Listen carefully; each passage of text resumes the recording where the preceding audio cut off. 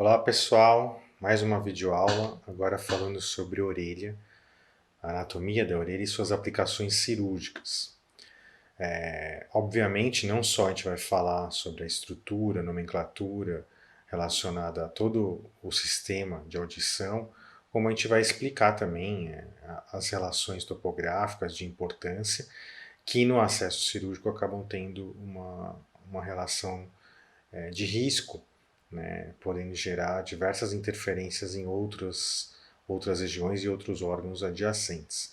Toda cirurgia, toda manipulação de estruturas da cabeça, né, de uma forma geral, seja olho, dente, a orelha, estruturas internas como cavidade oral, laringe, faringe, tudo isso acaba tendo uma complexidade enorme porque é todo um canal de entrada, né, seja do som, seja da luz através do olho, ou do alimento na boca, ou do ar no sistema respiratório.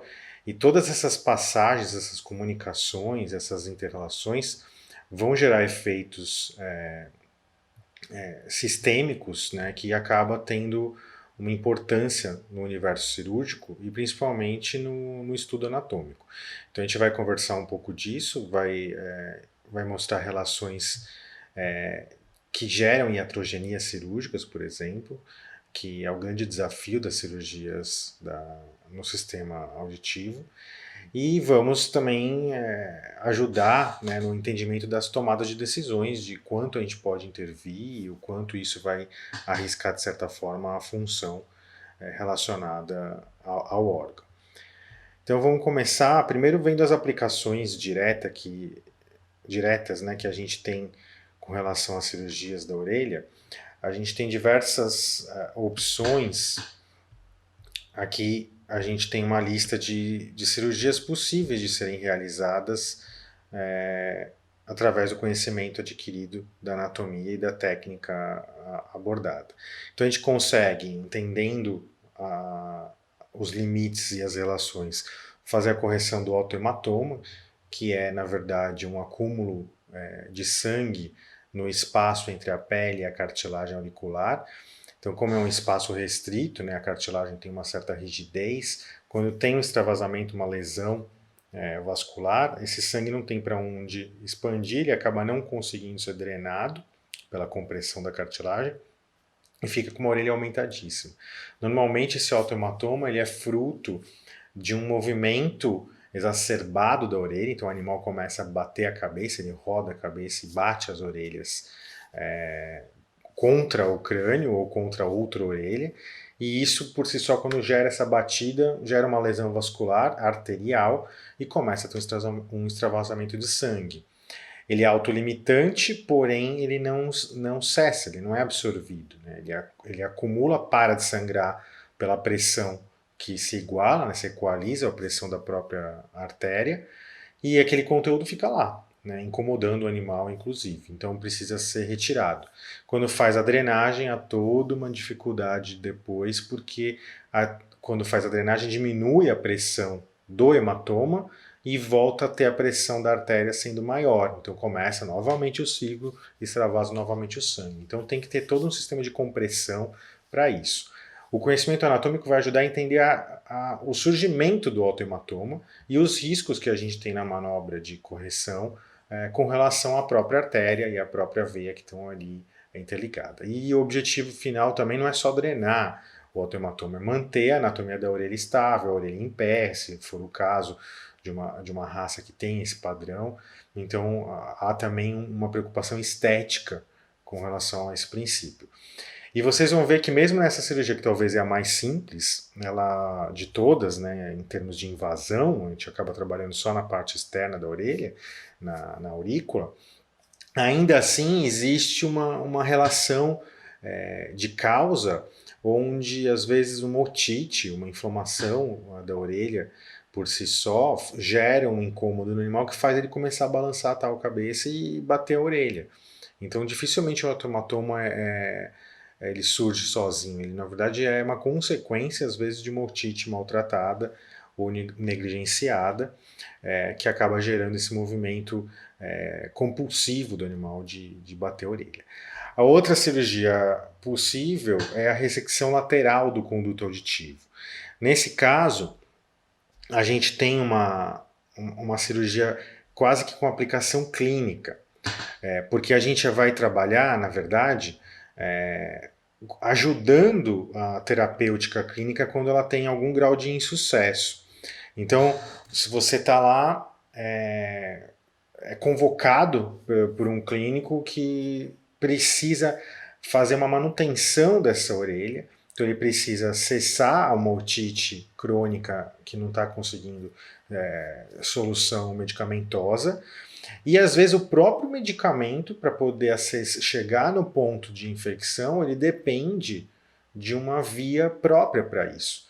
Então a ressecção lateral nada mais é do que criar uma via, criar um processo de aeração do canal horizontal que a gente vai estudar, e aí o fato de você fazer uma janela lateral permite que a orelha se torne num padrão da orelha humana, não tem um L, e sim fica a via horizontal. Então aquilo drena o pus, drena o conteúdo secretório que estaria lá acumulado, e ainda permite que o clínico ou que a equipe consiga fazer a introdução de uma medicação que vai fazer uma melhor limpeza do processo.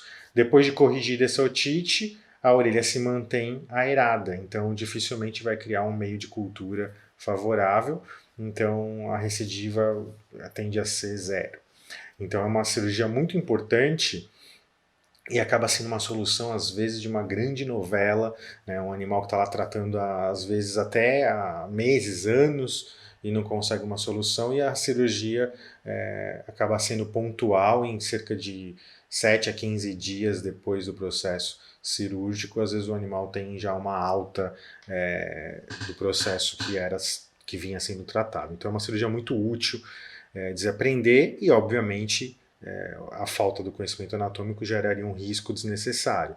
Estudando bem a anatomia, dá para entender os padrões, as margens de segurança, e a gente consegue fazer uma cirurgia que tenha também um fim estético muito positivo, né? Quando a gente tem já um processo crônico obstrutivo, onde não consegue mais ter uma viabilidade de reconstrução do canal, aí a gente acaba caminhando para uma ablação do canal auditivo. Então a gente tira ele.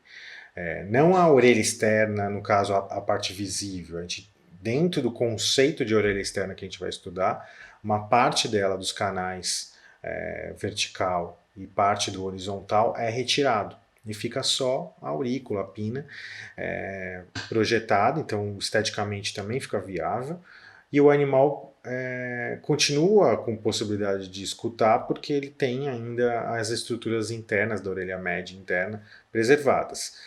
De certa forma, isso acontece muito em casos de tumores, mesmo benignos, que ficam ali no canal, obstruindo ele, então gera acúmulo de secreção, então a própria ressecção lateral ela não dá conta, então tem que fazer a retirada praticamente do canal vertical e horizontal inteiro.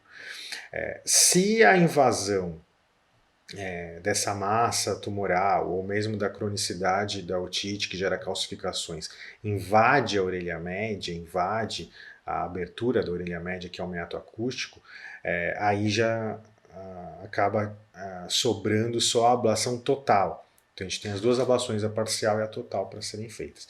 Então essas são as manobras, as cirurgias que a gente consegue realizar de uma forma de rotina, com o conhecimento anatômico que a gente vai adquirir a partir de agora. Então vamos fazer toda a descrição, o mapeamento, a padronização de nomenclatura da orelha, até porque isso é um dos pontos muito, muito comuns de se encontrar erro na comunicação de equipe, às vezes até em laudos diagnósticos, onde o clínico, ou mesmo o cirurgião, às vezes não consegue falar na mesma língua na própria descrição das partes da orelha. Então, muitos confundem o que é orelha externa, o que é orelha média, o que é orelha interna, e, consequentemente, nas classificações patológicas, o que é uma otite interna, uma otite externa e uma otite média também fica comprometido esse conhecimento. Então, é importante a gente dominar esse tipo de nomenclatura, porque fica mais fácil de mapear o nosso estudo e a nossa abordagem cirúrgica, nossos limites de abordagem, porque a gente sabe em quanto que a gente está interferindo nos processos funcionais a partir da classificação das porções do canal e do sistema auditivo.